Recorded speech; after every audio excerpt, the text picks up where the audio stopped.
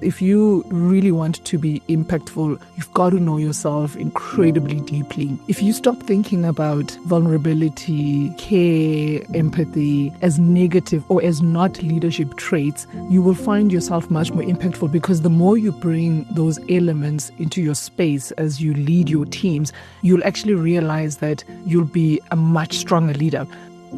Authenticity and vulnerability is a big part of why I'm as impactful as I am.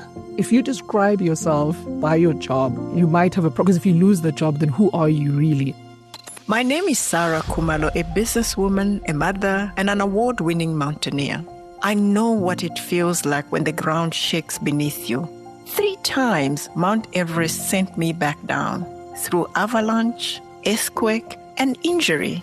3 times the world told me to quit. I kept going, and on the 4th attempt, I stood on the summit. Most would call the earlier attempts failure, but I learned something different. The shift is not the disruption. The shift is the lesson. It's not the fall that defines you, but the rise. Because true failure only happens when you stop taking the next step. In When Shift Happens, we explore the moments that break us and how they build us. Take a breath. The air is thin up here, and the views are worth it. Welcome to the summit journey. Let's go higher. Welcome to When Shift Happens. The real shift isn't really about getting to the top. It's about what we build when we get to the top. And my guest today is none other than Khensani Nobanda, a brand marketing and corporate executive expert with over 20 years experience working on global brands. As a Laurie's Marketing Leadership and Innovations Awards winner, among many other accolades, she's proven that true leadership is not just about results, but also about responsibility. Khensani, welcome, really, and thank you for making it through traffic this morning. No, I mean, like for you, Sarah. Absolute pleasure. Let's start with the fact that you've inspired in spaces where women traditionally are not given room to create impact boldly, right? And yet you do so with grace. If one had to ask you in your own words, who is Khensani Nobanda, what would you say? Wow, that's a beautiful question, actually, and quite reflective. Maybe to answer the question, Sarah, I need to take a little bit of a step back and go back to 2010, because I think in many ways I was brought up to know who I am and to stand up for who I am. I had a dad who made it incredibly clear to me that no one can tell you who you can or cannot be, what you can or cannot be, and what you can or cannot say. And to be told that from a very young age, I think is pretty special. You grow up pretty clear about who you are.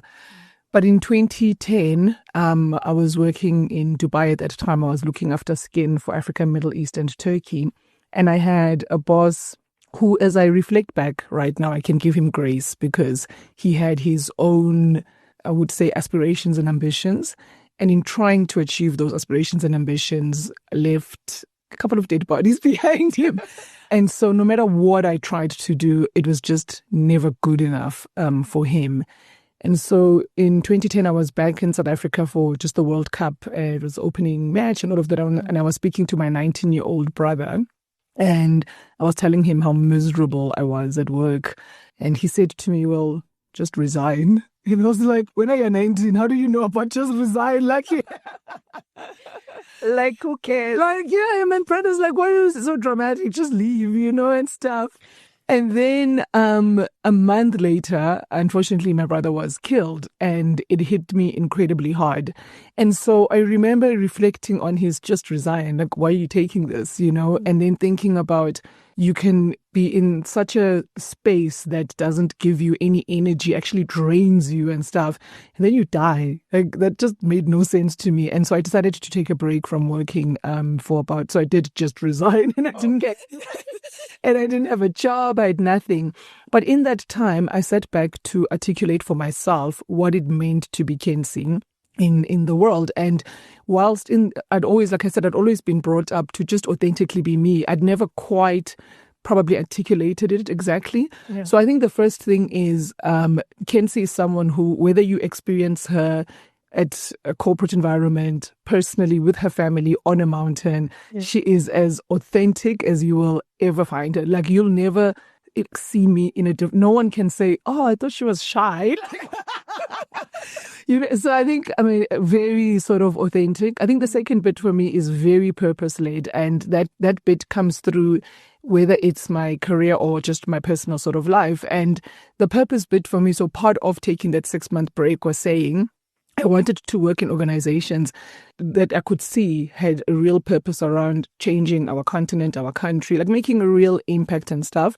And so even when I reflect on the work that we do sometimes at Nedbank, I feel incredibly privileged to be able to lead some of that or be part of it. But also for my own self, I didn't have a purpose actually until that moment. And I was able to and we can chat about it later around how I got to that purpose. But my purpose is to show the art of the possible. Because I always say for a young Black woman like me to be where she is not by like accident, but it's inspiring for a lot of people. And a lot of people don't want to take the mantle of being mentors or inspire people, and I don't mind it because I understand that when I was growing up, I had few Black women that I could look up to and go, I can make it if she made it and stuff. So I understand the responsibility that I have. And so very purpose-led and like love to take that in, and I have no issues with it. I guess in many ways, so I'm the eldest. Oh, wow. Yeah.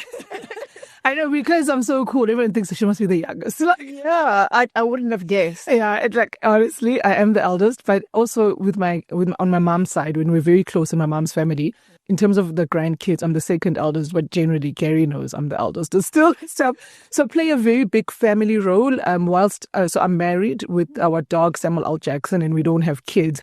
I've got lots of nephews and nieces. I'm very tight with my cousins and my aunts and stuff. So really strong family bond. We still have family in Eswatini, and we see them like very often and stuff. But also just like a person who just loves life. I mean, I'm turning 50 in 3 years, and I'm on my 50 before 50 list. I'm on number 20.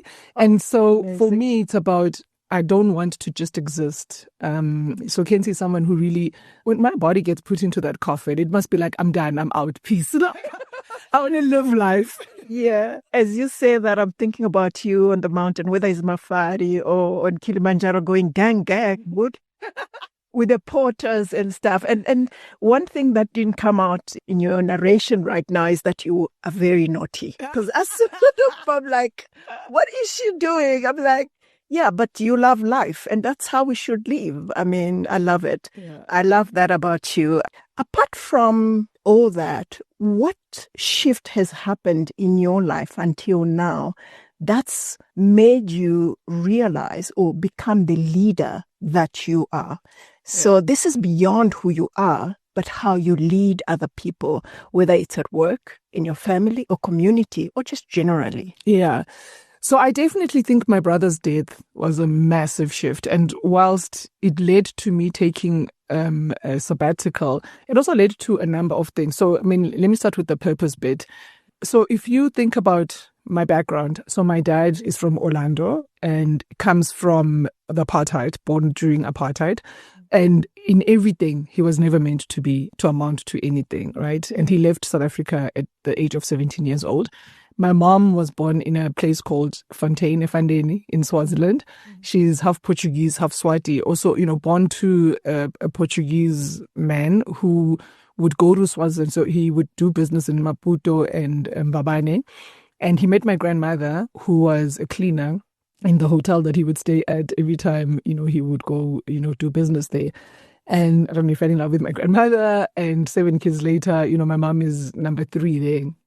But even though my grandfather was a businessman, ultimately, if you look at when I was born, I was actually like the first 6 months of my life living in a mud house with my grandmother, because my mom then was finishing her degree. So she gave birth to me. And my dad was out of the country because he joined the MK with the ANC. So, got shipped to my grandmother. So if you think about that as a background, a dad coming from where he's never meant to amount to anything, a mom coming from quite a rural area, I really am not meant to sit on an exco of a bank. but I am. And I think that's a big part of my purpose, because I could accept that, Sarah, and be like, this is great for me. But I realize that actually it can inspire millions of others. In fact, even if it's one, but for me, it's like, how do I do that beyond that? So how that purpose has come alive is, one, after my brother's death, launched the Alex Foundation. So when he passed on, he was studying animation at Open Window. And so, I always think about the conversation. So I'm the eldest, right? And I do marketing. My sister after me, filmmaker. She studied it after. Okay. Alex was doing animation. Lulu is an advertiser. Like, we're all creative, coming from a dad who was a soldier and a mom who's a teacher. I don't know how that works out. But I also know the conversations at home around when Alex wanted to study animation. My dad is like, I'm a Popeye. Like, what are you going to be doing? And how, because I'm the eldest, I was able to say to my parents, there is a career in this thing and stuff. And they agreed to pay for him. But I know how in so many families that, especially like, disadvantaged families, that conversation is really difficult if you say you want to study in the creative field. Mm-hmm. So with the Alex Foundation, we fund kids from disadvantaged backgrounds who study in the creative fields. And one of the most, sublime moments for me was last year at the Luries, when the Young Creative of the Year, the young colored girl from Cape Town, Joey Gordon, won Young Creative of the Year. And she actually was sponsored by the Alex Foundation. And you look at it and you realize this is impact, right? So I think the Alex Foundation for me is massive.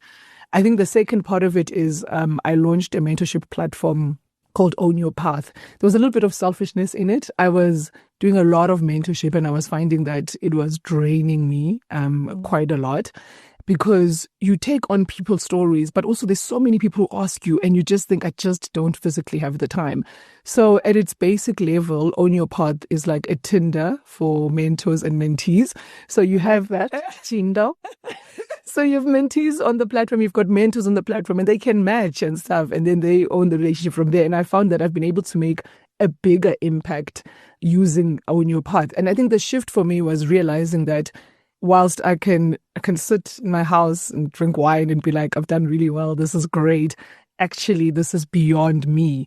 And if we want these type of stories to not be like an anomaly, or to not be, oh wow, she's just to be the norm and still celebrated, but just like it's the norm.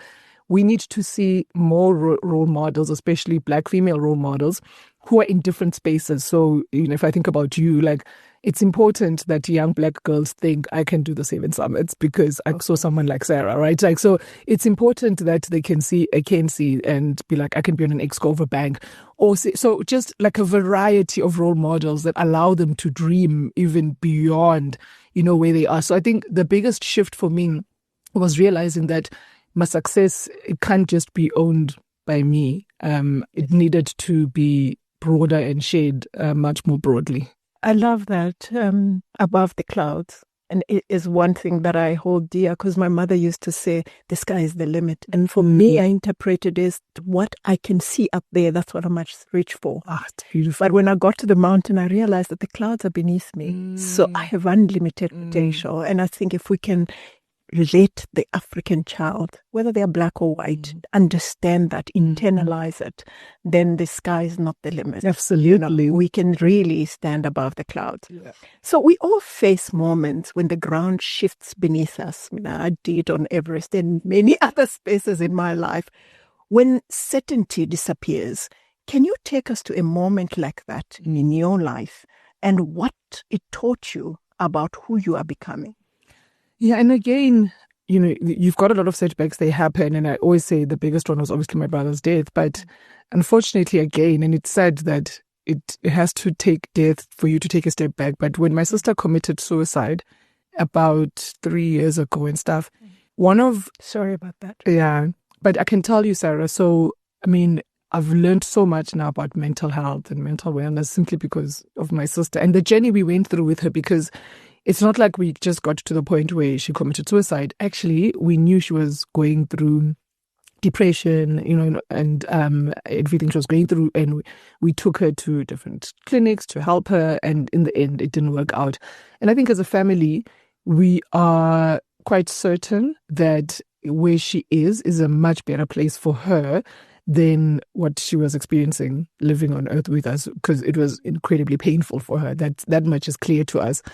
But what was also important for us was we were never going to lie about, we were maybe not lie, because let me not say people lie, but they don't talk about it. Like, we were going to talk about mental illness very openly, and we did that at a funeral. And we were going to talk about suicide very openly, because I think if we want, the success bit is great, but we need to also develop individuals or help individuals become very aware of where they are mentally and be able to deal with it. It's not that you're always going to be okay. That was a big lesson for me, because I actually realized also at that time that I wasn't okay. And so, and yes, I wasn't okay because my sister died, but actually I had bigger issues, and I'll tell you exactly what happened. So there's a guy called Mike Stopforth, and I'd heard of him. He's in advertising, but I didn't really know him. And he'd posted something on X about a book he'd read. And it just said, and this guy has sold like multiple businesses for millions of rands. I mean, when you look at this guy, you think this guy is incredibly successful. And then he posted something like, this book has helped me get through my depression. And I was like, Mike Stopforth is depressed. I was sorry. And then I decided, let me read the book. And the book spoke about mental connections, and how actually, if you think about what drives, and it's the spectrum all the way from anxiety to your depression, and all of that. And it talks about it gets driven by the fact that we've got 7 connections that we lose along the way. One of the connections is connections to nature, connections to each other, people, connections to like a title, connection, and then sometimes there's childhood trauma. And those things made me reflect on myself. One, I guess, to understand what my sister was going through, but more importantly, I think for me to understand what I was losing connection to and why I was feeling the way I was feeling. And so, things like bringing in meditation into my life, really starting, because I've always been a runner. But when I started to say, I actually wanted to connect more with nature. I mean, things like working from home and you sit in the office when you can sit in the garden, and actually just be much more, at peace, and taking a walk with our dog, and ensuring that whilst I love my family, I need to ensure that I'm more connected to them. Ensuring also on title. I mean, what Mike said was, when he sold his businesses, whilst he made a lot of money, the title of being a CEO was gone. And he sort of didn't realize, but where is he? Who is he now in the world? And so if you describe yourself in your job or by your job, you might have a problem. Because if you lose the job, then who are you really? Yeah. And so understanding that for me is just, it's a great job. I enjoy it, but it just pays my bills, right? And stuff. It's actually not who Khensani is at her essence. And that was a massive shift for me. And also what I've learned is to forgive myself, because in many ways you can say, okay, I've read the book, and I have to read it sometimes like every 6 months to remind myself, because you get into the grudge of things, and you do everything and you forget that, didn't I promise myself that I would be meditating? Didn't I promise myself I'd connect to nature? Didn't I promise myself? But don't actually be hard on yourself. Hey, just be like, oh, I've just lost it a little bit, but let me come back and stuff. And so it's unfortunate that I got to learn about the book given the grief I was going through. But again, and maybe in both ways, if I think about my brother and my sister, they've actually fundamentally changed my life for better with their deaths. And I'm the eldest, and I've lost, my 2 youngest siblings, which is heartbreaking and heart-wrenching for me when I think about it. But I also think about the role that they've played in ensuring that actually I at least try to become a better version of myself. So, death's not you don't wish that on anyone, but I think the shift that happens when you think about what it can shift for you in thinking about their deaths very differently, I think can be powerful. And maybe the last thing, and again, I'm sorry that it goes back to death, but when I was at Harvard studying my advanced management program, and I remember we had a week to go on the program, and I found out that I was one of the top 3 of the 177 students from 44 countries around the world who'd been nominated to be the class speaker for graduation. And I was like, me? Oh, I'm in Papa, so how does that Maggie, that's why, right? And then the day I found out my dad had passed on, I was in Boston, and I remember, and I went to tell the admin office that this had happened. And I mean, the first thing, by the way, Nedbank was like, whatever you want to do. if you want to stay and finish, you've got 10 more days. That's okay. And, we'll figure that out. If you want to come back to bury your dad and go back, that's also fine. If you want to stop and finish next year, also fine. Like Nedbank was like, they were insanely supportive. They were like, whatever you want to do. And my husband was coming to join me for graduation. They said, and we'll sort both you and your hubby out. Like, we'll figure it out. And then I remember calling my mom and saying, my mom was like, if you don't finish at Harvard, your dad is going to haunt us. He's been telling everyone that his daughter is at Harvard. Like, so again, to have a family that just says, oh no, we finish Harvard, we'll bury your dad when you get back, but you're finishing because he's going to haunt us for life, was just relieves you of just the stress and drama. But anyway, so I go to the admin office and I say, this is what's happened. So the lady looks at me and she goes, oh, what if you've been voted by the class as the class speaker? Like, would you still do it? So I'm like thinking, and I was fortunate enough that my cousin, who our dads are brothers, was in Boston as well, studying somewhere else, and she was with me. And my cousin just said, yes, she'll still do it. It's like, it's tough. Okay. And then the lady was like, actually, you have been voted like class speaker. And it was a seminal moment because I remember standing at graduation and it was 44 countries, either online or in the room. And I got to actually, yes, give the, sort of summarize what we'd gone through as a class, but also honor my dad in such a public forum. Wow. And, just talk about how he instilled in me that no one can tell you what you can or cannot be. And also, by the way, my dad used to have this thing when he'd meet my friends and he'd say, why are you here? And like, if you're at a wedding or whatever, you're like, no, I'm at the wedding. You're like, no, he says, on earth. But then people are like, your dad is stressful. So, it's deep, So to be able to talk about him in such a public platform in that way and just honor him, it, for me, was actually really special. I miss him. I miss my sister and my brother. But let me tell you, Sarah, I think the biggest shift for me has been to recognize that in grief, and I still grieve them deeply, but in grief, there can be a lot of growth. And I've used that as something that really just anchors me. I love that. I was getting emotional because it's very close to me because I had a big shift when I lost my older sister as well.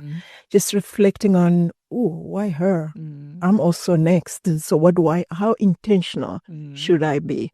It completely changed my life. So thank you for sharing. And also, thank you for sharing. I know you brought your sister's ashes to Kilimanjaro. That was a special moment. I know it was private, but somehow I feel like I was a little bit a part of that. Yeah. And that's a special place to leave her. And I'm sure she's looking after you in her own way. I always say, if you want to understand Khensani, Yeah. that summit is typical Khensani. Have a very private, spiritual moment, actually, like, spreading my sister's ashes, reading a letter from my other sister, and then going from there back to you guys and opening a half bottle of champagne and like, champagne shower. That's Khensani. Exactly.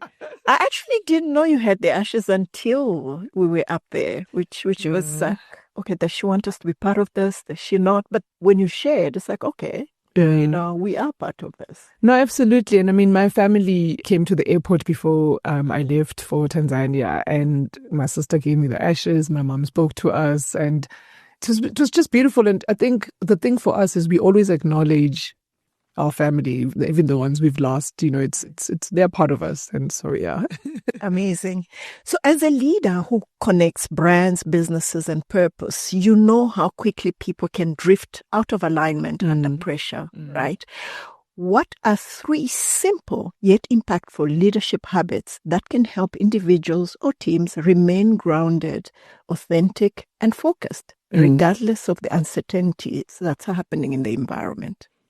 So I think the first thing, and it sounds easy, but it's not, is to have a high level of self-awareness. And getting to a high level of self-awareness sometimes means being able to take feedback from people to actually get you to have an understanding of who you are. And I'll give you an example of how you can drift away if you don't have that. So when I was 25, I got made a category director at Unilever, and it was like, I'm a director, geez, I don't know what these people are thinking. But I was Kees Kruithof, who was the MD of Unilever South Africa, ensured that I had a coach and a mentor and all of those things to make sure that I was successful. But I got feedback from someone who said to me, your energy is such that if you're in a room and you're in a good mood, the room is in a good mood. If you're in a room and you're in a bad mood, the room is in a bad mood. So you've got to learn how to manage your energy. And initially I was like, I'm not listening to this person. Yeah, I'm like, but I started looking at it and watching it, and I realized that actually my energy is impactful, and it can be impactful in a very negative way.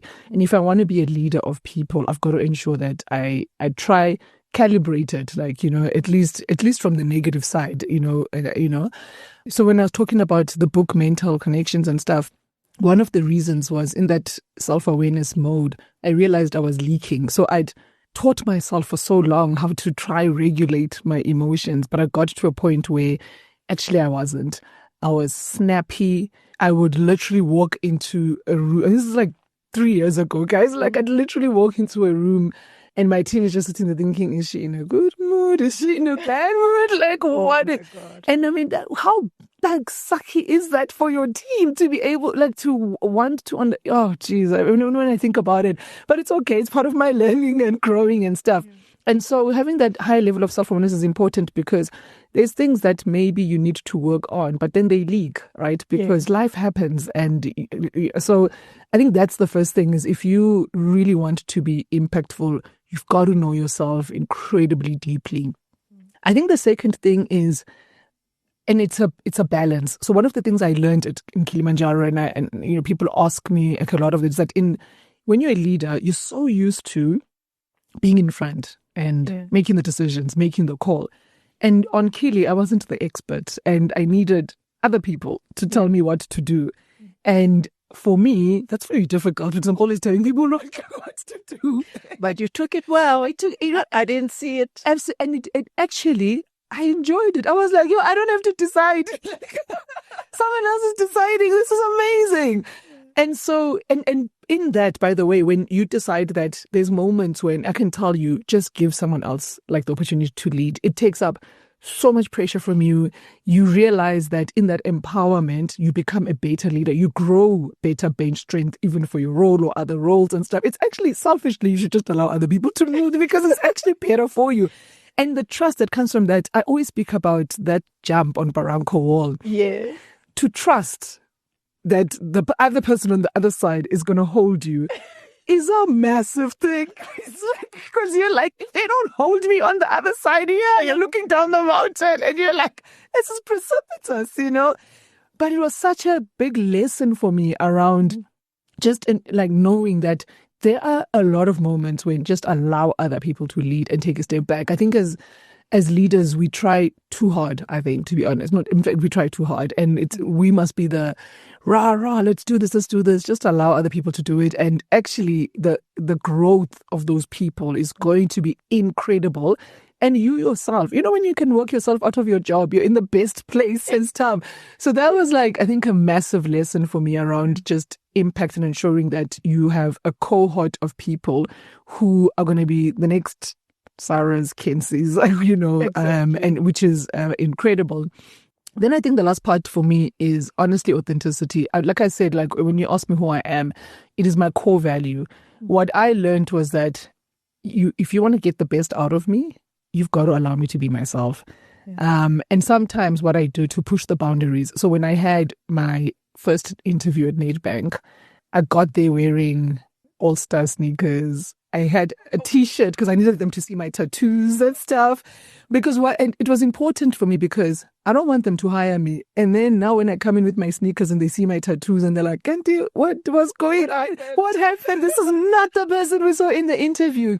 So it's about underlining for them who they're getting. But also when I say the first board meeting at Nedbank, again, walked in with sneaks, and then I'll throw an F word in there and look at them in the room, what are they gonna say? Are they soft enough? Yeah, But it lays the groundwork for who Kenzie is going to be, and the organization can decide that time, this chick's not going to work for us and stuff. And the absolute sort of perfectionist thing for me that happened was Nedbank was like, I mean, look, just different, but we love her, and Let's try this. It's different. You know what I mean? And so the reason I've been able to do so well at Nedbank, honestly, is because the organization has allowed me to just be 150% me and stuff. I know when to tone it down. That's why I say sometimes I push the boundaries just to test them and stuff. So I would say as a leader, when people experience you authentically, I can tell you, you yourself are going to do your best work, but people are going to do their best work for you because they know what they see is what they like. They know exactly what they're dealing with. And actually in that authenticity is about vulnerability, right?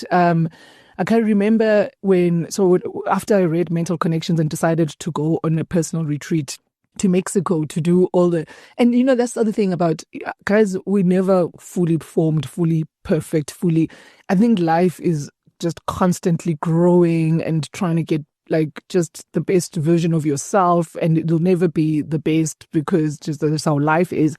But when I stood in front of my team and we were celebrating our recognitions, our top achievers and all of that, and when I did my speech, I said, it's great, guys, well done, everyone. But and that's the moment I told my team that I wasn't okay. And I said, and I hope that as you try to achieve and all of that, that if you always recognize where you are emotionally and mentally, because it's no use winning all these awards.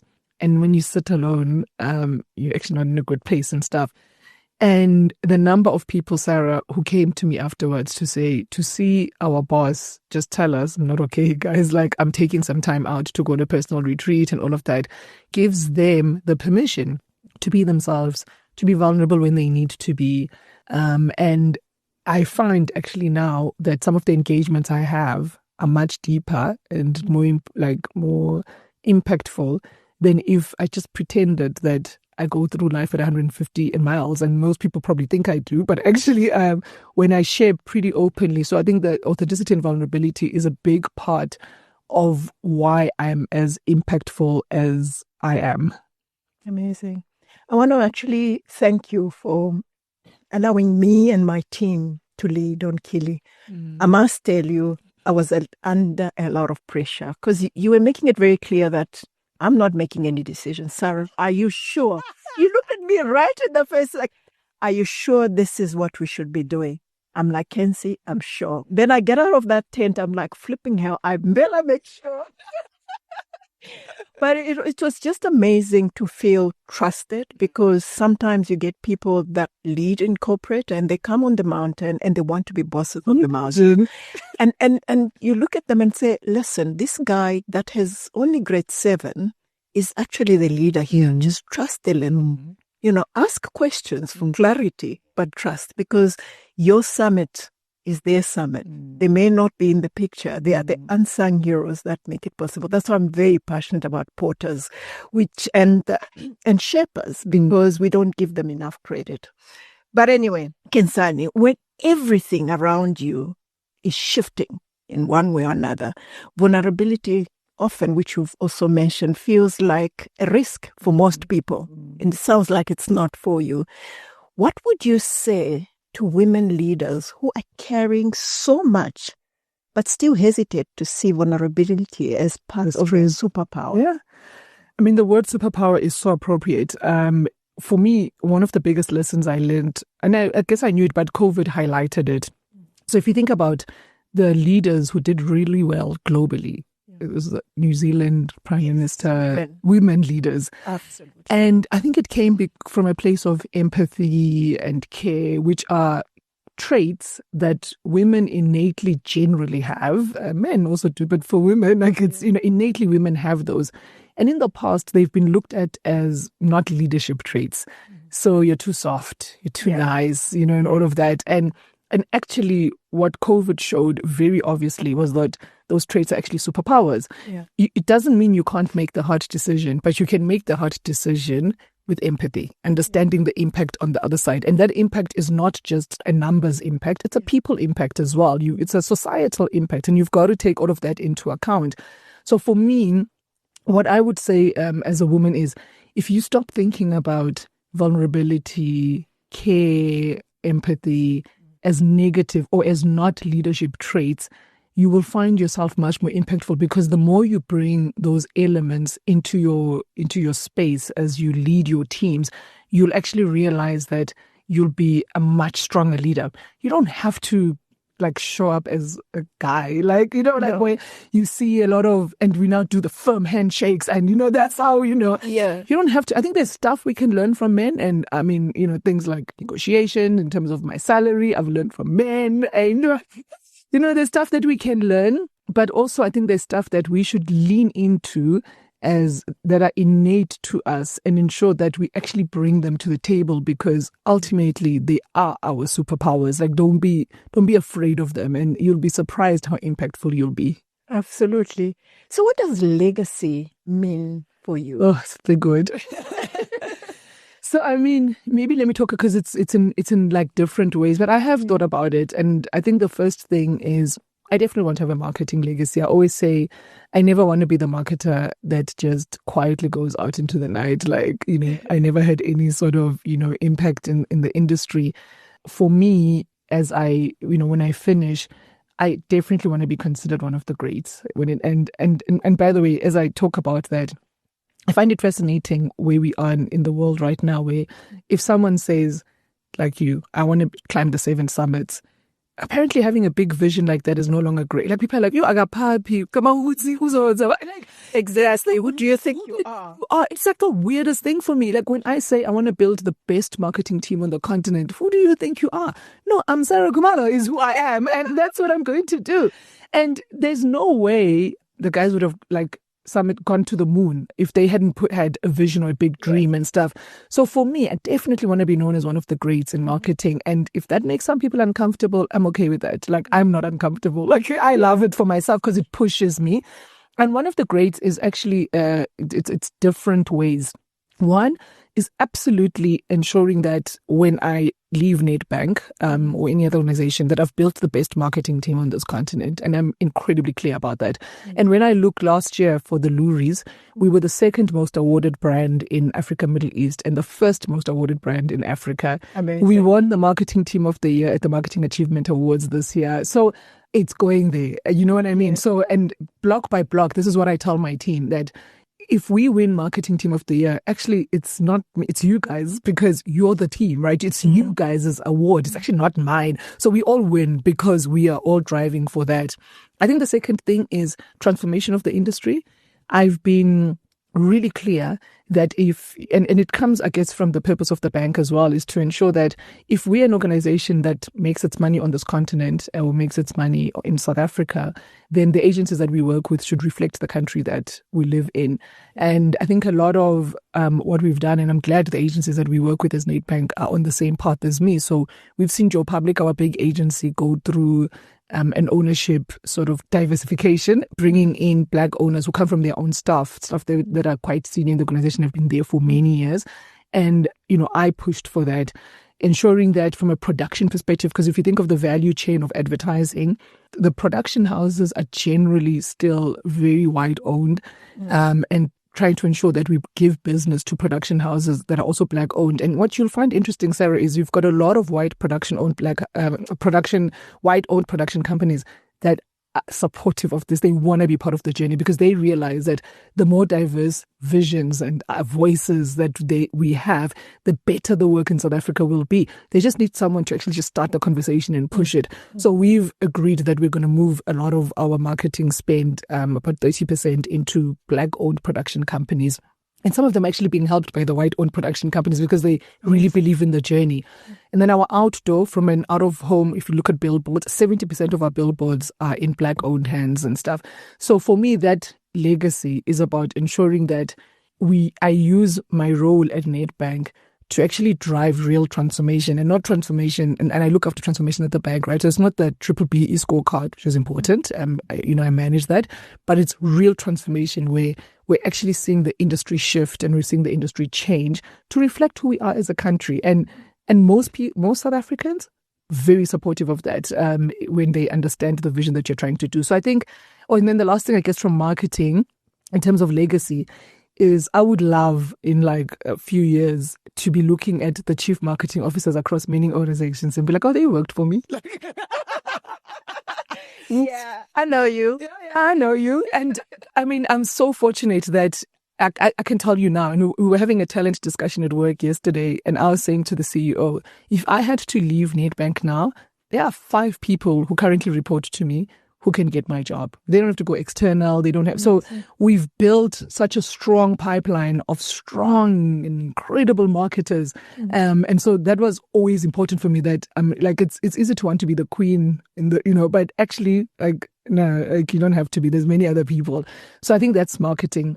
I think from a family perspective, because my hubby and I decided not to have kids, I play a big role in my nephews and nieces' life. And it's important to me, Sarah, that especially, so my sister's kids, obviously my sister's kids. So the 3 will always, I guess, get auntie love much more and stuff than my cousin's kids. But I never want a situation where there's only one Khensani in the family. Like I need many Alexes. So my nephews, and Alex and Amani and Zoe is my niece. I need like all of those, like many Zoes, many. They must be challenging each other. They must, our next generation guys, they cannot be looking at, well, Khensani help out here or like that. They must all be like, if one can't, this one can or whatever. And also maybe no one needs help anymore, right? I don't know. But for me, it's important that from a family perspective, and my parents did a really good job. We all went to varsity and education I think is really important. So what you find is that I pay for school fees for a lot of people, but I don't even look at it in a negative way at all.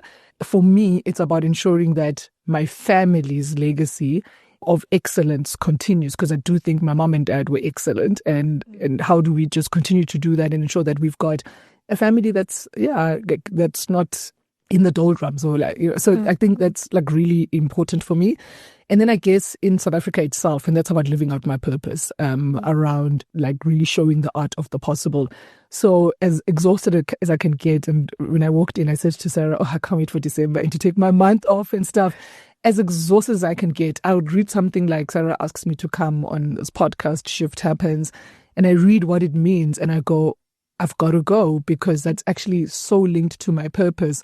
And I know that when I'm doing it, I'll be so energized. And so as tired as I can be in the morning or when I go to bed and stuff, I know that when I'm living my purpose, when I'm in it, I'm incredibly energized.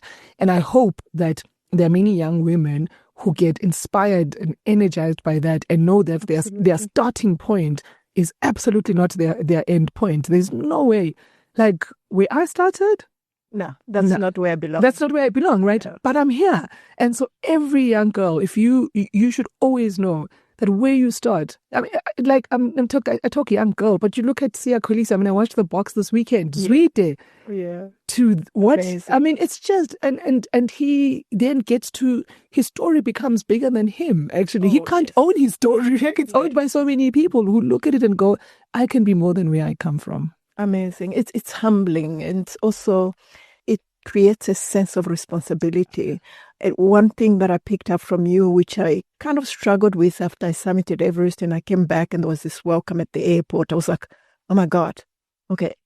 I grew up saying, don't show off, I took a few months before I could say, hi, my name is Sarah. I am the first Black African woman to summit Everest, because I had to convince myself to own my story, to be proud of it, so that I can release other people to be also proud of what they are. So ambition, like you mentioned, we don't have to be apologizing. No. I think boys are more comfortable with it than girls are, and we need to teach our young girls to not apologize for who they want to be. Absolutely. To not be afraid to say, hey, I want to go beyond Everest, because that's why you and I have done what we've done, because we know that they can go further, they can do more. They can do more. And I think our responsibilities as adults, parents, aunts, uncles, is to allow them to dream.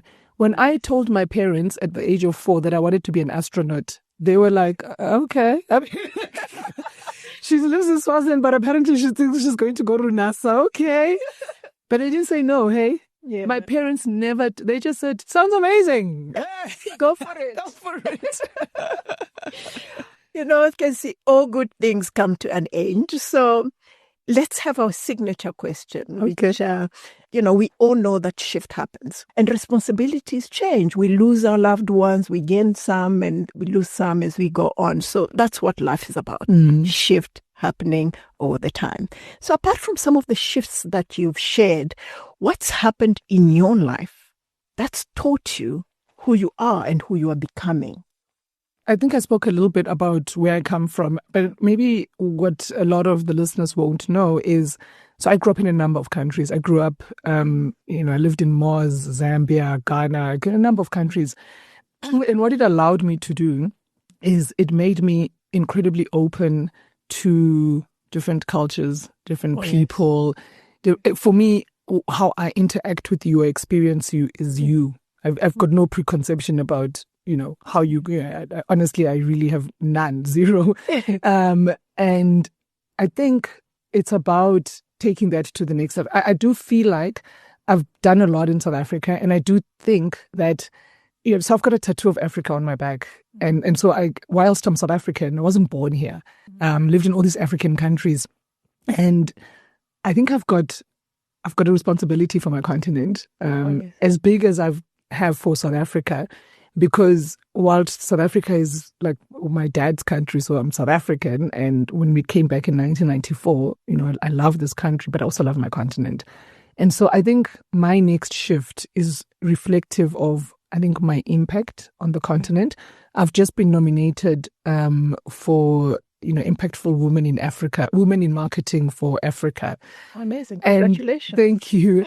And I think it's that now. It's about going beyond the borders of South Africa and thinking about how can I make a broader impact. Because also if you look at even though it's next door, you look at Swaziland and my family is there, they live in poverty, Sarah. And how do I ensure that whilst we're dealing with South Africa, I've got also help the legacy there and stuff, but also just marketers on the continent. I met a lady from Nigeria. She's a marketer. So she said to me, "Oh my gosh, I can't believe I'm meeting you. Like, I've heard so much about you in Nigeria." I was like,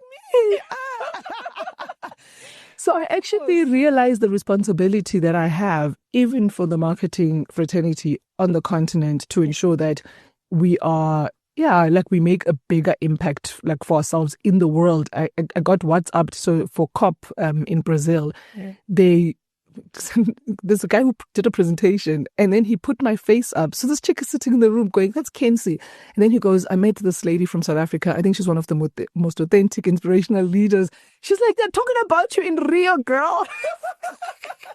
Amazing. And so you realize that actually you can have, but I've never been intentional about it. So South Africa has been very intentional, but I've never been intentional about actually how I could impact the continent and impact other women that, or together even do that, to ensure that I think Africa stands up and we show, a lot of people don't know this because maybe they're not in my industry. For Cannes Lions, which is the biggest advertising festival in the world, Africa, normally we're lucky to come out with 5 medals, and they award thousands of medals. Oh, wow. For a continent that is as creative as it is in so many ways, solves so many solutions in so many creative ways, for us to not be showing up. I mean, for me, actually, from a marketing and creativity perspective, what our South African sports teams are doing, doing really well. That's what we should be emulating, to showcase to the world that this continent actually has some of the best marketers and creative leaders who've created the best solutions that have made real business and brand impact and actually can compete with the South Americans, the Europeans, the Americans, then the Asians. And so for me, I think that's the shift that I'm trying to figure out right now. And the thing I started about in terms of where I grew up and all of that is actually, I feel like it doesn't even scare me, because it does, but also I know how easily I am able to connect with people, because I'm so open. I take you as you are. And if I feel like this journey, I think, can be great if we do it together. I think there's a lot of people who I can connect with on the continent who we could do this together. Absolutely. Nobody gets to the top alone. Yeah, right. Absolutely. But you have to be intentional about the people that you put on the rope with. They have to be the right people. Absolutely love that. I think you're right that Africa is creative. So why are we not showing up? Yeah. I think the world needs to see us. Sometimes we're afraid of our own shadows Absolutely. because of the history and because where we come from. But if we have a Kensi and another, there's a few others that are seen that are really pushing brand Africa. Yeah. And also the fragmentation on the continent becomes problematic, is to try and find that thread that unites us, connects us, so that we have a united front in some of these spaces that you mentioned. So, Kensi, you remind us very much that leadership isn't really necessarily just a position. It's a posture. Right. Oh, I love that. It's not about controlling the climb, but really learning to listen to the mountain. So I'm taking it back to the mountain. So it's not about, let me control everything, but listen to what's happening and adjust according to where you need to go. Because growth isn't found in certainty. It's found in grace, in choosing to rise, reflect, and redefine yourself every time shift happens. Because I don't think you shifted the same after your brother as you did after your dad and your sister. So it's shifting based on where you're at, what you need to become who you deserve to be. Love that. Thank you, Khensani, for joining us. And I'm hoping that today has been as rewarding to you as it has been to me and some of the listeners that will pick this up along the way. It absolutely has. Thank you for having me. Thank you. Thank you to the listener. I hope you can feel the air thinning up here.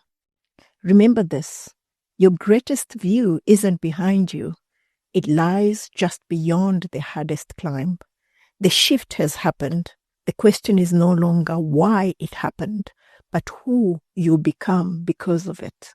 Don't wait for permission to begin your ascent.